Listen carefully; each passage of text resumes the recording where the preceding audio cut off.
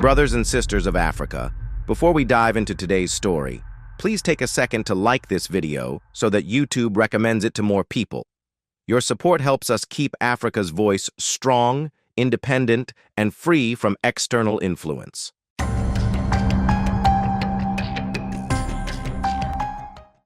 Now, let's turn to Europe, where France finds itself in the midst of a deep political and economic storm.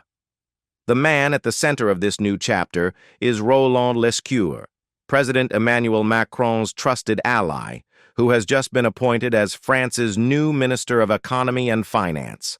His task, to fix what many analysts are calling a budget mess that threatens to shake the very foundations of Macron's government. France today stands at a crossroads. Following weeks of uncertainty, public anger, and a failed budget vote that exposed deep fractures within the ruling coalition, Macron reshuffled his cabinet once again.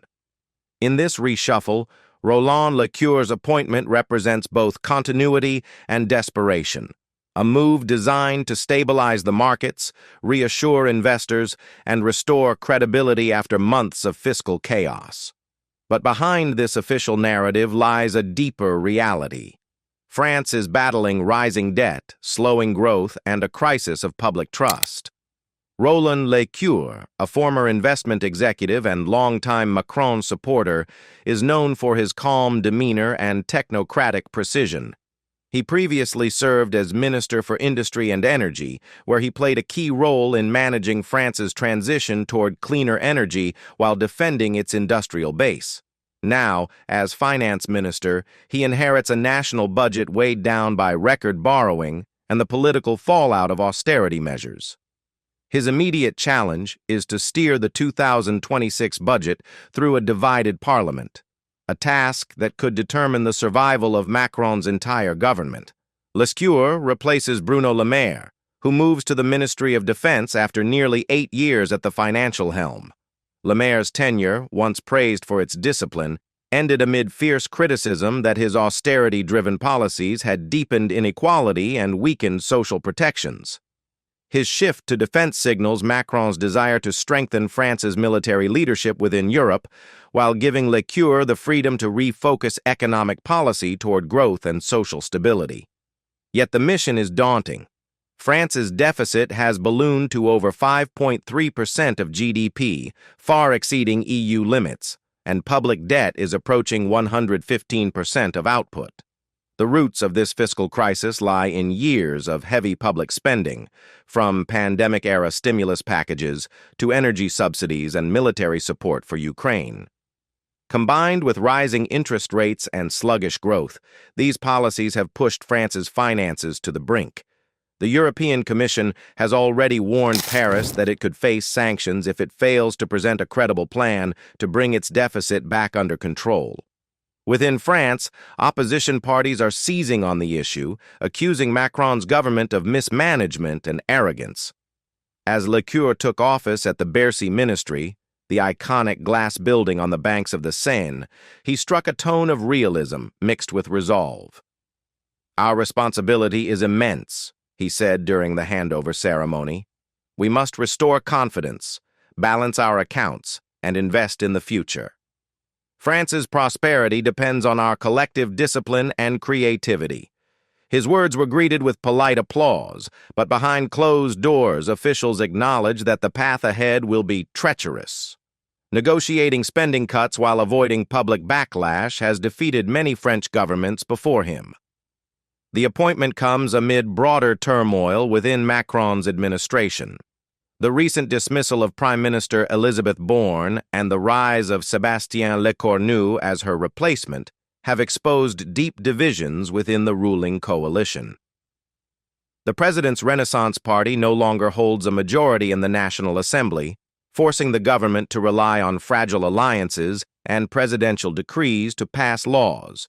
Each new reform faces fierce resistance from both the left and right, and from the streets.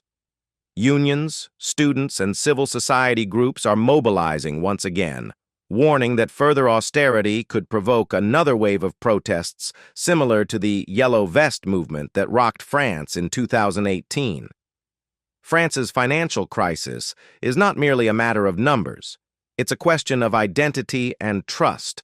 For decades, the French social model has promised citizens a blend of economic freedom and strong welfare protections. But as inflation erodes wages and public services strain under budget constraints, many French citizens feel betrayed. Polls show that more than 65% of voters believe Macron's policies favor the wealthy. The president's approval rating has plunged to record lows, and rumors of early elections are spreading through Paris. Lecure's background suggests a different approach from his predecessor. Unlike Le Maire, who often emphasized fiscal rigor, Lescure is seen as a pragmatist, open to dialogue with unions and business leaders alike. His supporters argue that he understands the delicate balance between competitiveness and social cohesion. Born in Paris to academic parents, Lescure built his career in Canada and later at a major French investment firm before entering politics in 2017 as part of Macron's original wave of newcomers. His global outlook and data-driven mindset have earned him respect among technocrats, but skepticism among grassroots activists who view him as detached from ordinary citizens' struggles. International observers are watching closely.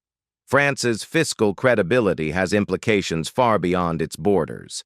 As the second-largest economy in the Eurozone, France plays a central role in shaping European Union economic policy. A prolonged crisis in Paris could weaken the entire bloc's efforts to maintain fiscal stability amid global uncertainty. Financial markets have already shown signs of nervousness, with French bond yields rising and the euro under pressure.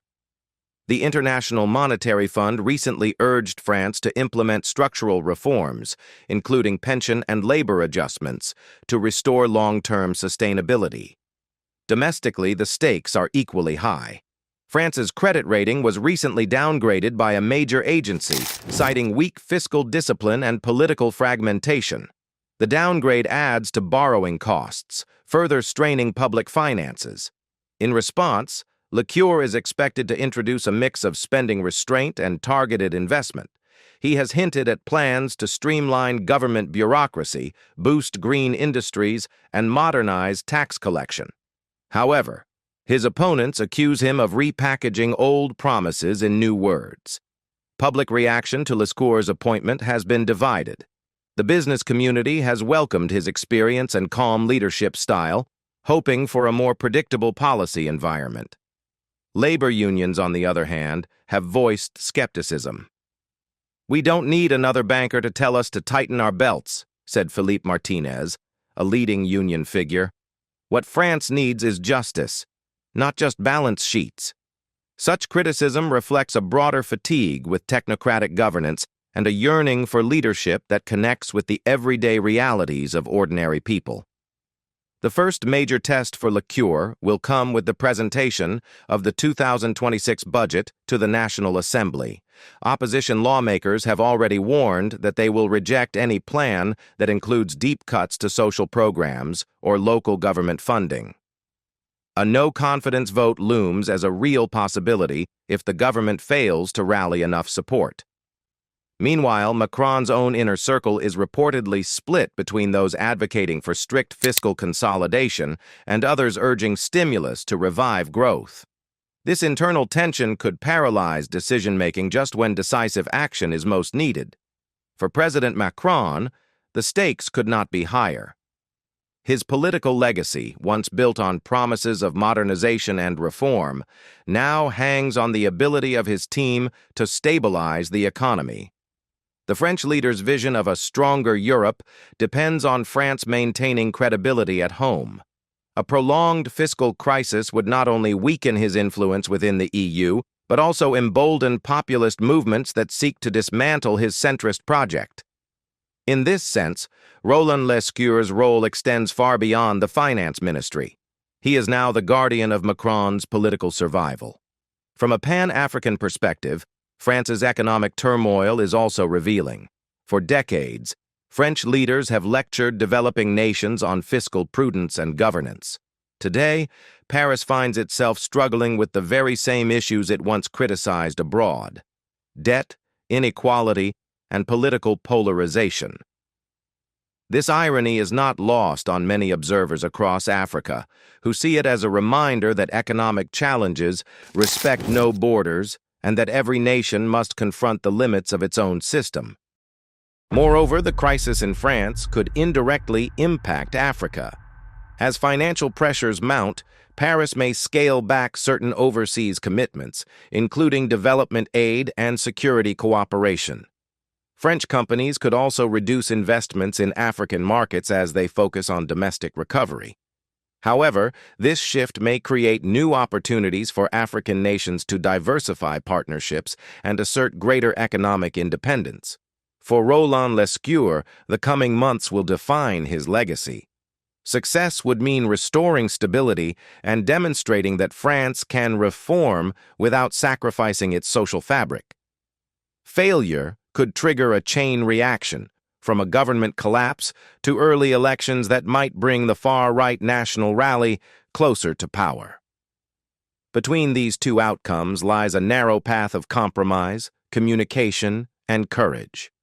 As the world watches France's unfolding drama, one thing is clear: the challenges facing Macron's government are not merely political or economic, they are existential.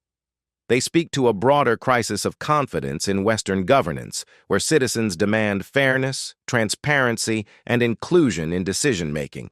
France's struggle is, in many ways, a mirror of global discontent. Brothers and sisters, this story reminds us that leadership is not about perfection, but perseverance. Nations rise and fall not because of their resources or power, but because of the values that guide their leaders in times of crisis. As France seeks to repair its finances and restore faith in its democracy, we in Africa can draw a lesson that sovereignty, stability, and solidarity must always go hand in hand.